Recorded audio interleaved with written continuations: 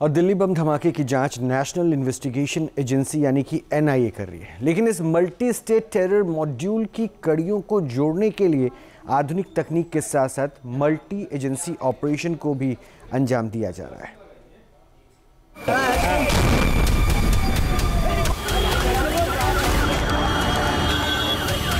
यहाँ पर देख सकते हैं सिलेंडर फटी है, सिलेंडर फटी है गाड़ी, देख सकते हैं। और ये हुआ है यहाँ पर। दिल्ली को दहलाने वाले आतंकियों की खौफनाक साजिश।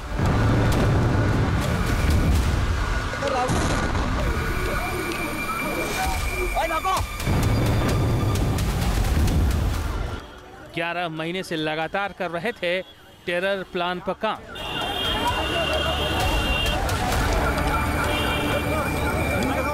सीरियल ब्लास्ट की थी तैयारी, तारीख और लोकेशन भी कर ली थी फिक्स। 10 नवंबर को लाल किले के पास ब्लास्ट हुआ, कुछ ही सेकंड में तबाही मच गई।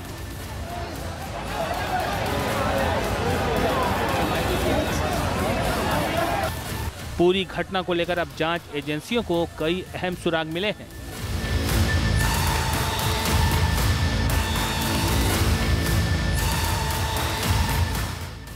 जांच में जैसे जैसे साजिश के तार जुड़ रहे हैं, वैसे वैसे हैरान करने वाले खुलासे हो रहे हैं। सूत्रों के मुताबिक इस टेरर मॉड्यूल का एपिसेंटर फरीदाबाद की अल फलाह यूनिवर्सिटी थी। जैश के हैंडलर से लेकर दिल्ली ब्लास्ट के आरोपियों और विस्फोटकों के जखीरे की बरामदगी के सारे तार इसी अल फलाह यूनिवर्सिटी से जुड़ते मिल रहे हैं।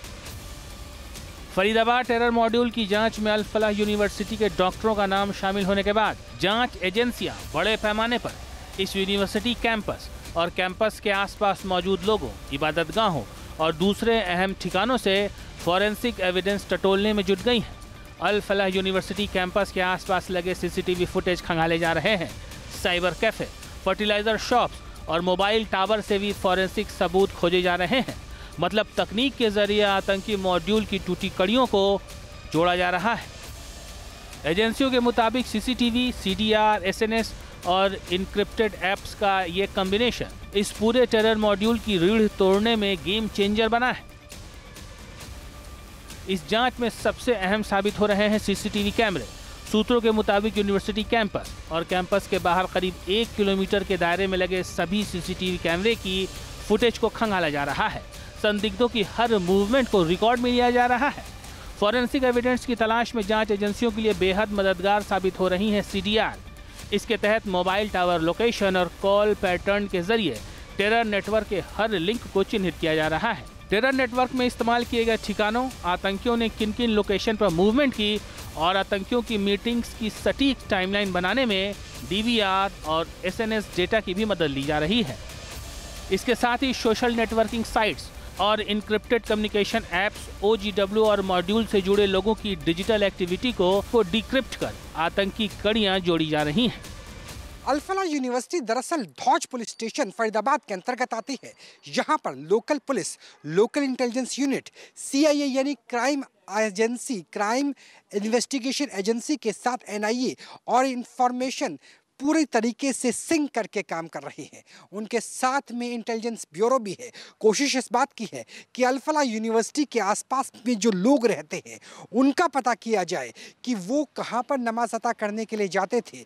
डॉक्टर उमर ने कहाँ से सिम खरीदा, जो सिम खरीदा गया उस सिम के लिए जो एड्रेस दिया गया वो भी जल्दी निकलता है। उसके अलावा पूरे टेरर नेटवर्क के लिए ब्रेन वॉश करने की कोशिश की जाती थी। उसके लिए एक मस्जिद को चुना गया। मस्जिद के साथ साथ एक बेसमेंट में पूरे प्लॉट को चुना गया जहां पर ब्रेन वॉश के लिए अलग से क्लासेस या यूं कहें कि मंडली बैठती थी और साथ में मिलकर काम किया जाता था। तो धौज पुलिस स्टेशन में लगातार काम चल रहा है, ना सिर्फ यूनिवर्सिटी बल्कि यूनिवर्सिटी के आसपास की पूरी पेरिफेरी यानी 1 किलोमीटर की परिधि को खंगालने की कि इस परिधि में कैंपस के बाहर भी क्या कोई ऐसी एक्टिविटी तो नहीं हो रही जो एक्टिविटी इंटरनेशनल थी।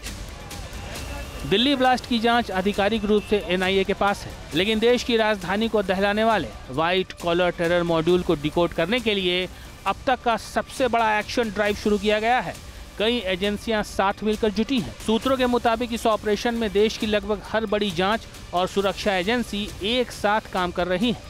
इस ऑपरेशन में Delhi police special cell, crime investigation agency यानी CIA, राष्ट्रीय जांच agency NIA, intelligence bureau, military intelligence, local intelligence unit, Haryana, Delhi, UP और जम्मू कश्मीर पुलिस के अलावा विदेश में मौजूद संभावित हैंडलरों को ट्रैक करने के लिए इंटरपोल और टेरर मॉड्यूल की फंडिंग के स्रोतों को तलाशने के लिए इन्फोर्समेंट डायरेक्टरेट यानी ED भी जांच में जुटी है। एजेंसियों का ये समन्वय पूरे मामले को भारत का सबसे बड़ा इंटरलिंक्ड इंटेलिजेंस ऑपरेशन बना रहा है।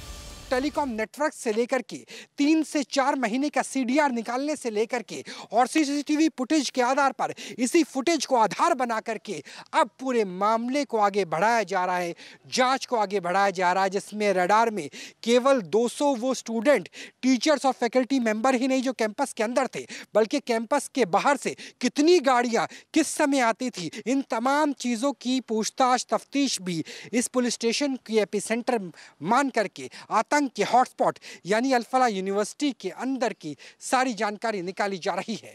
कैमरा सहयोगी जैनेंद्र शर्मा के साथ राहुल डबास, न्यूज़ नेशन, फरीदाबाद। जहां भक्ति है हर शब्द में, कथाओं में छिपे हैं दिव्य रहस्य और ज्योतिष देता है जीवन को दिशा। धर्म से जुड़ी हर बातों को जानने के लिए हमारे चैनल स्तुति को सब्सक्राइब करें। चैनल पर जाने के लिए इस लिंक पर क्लिक करें।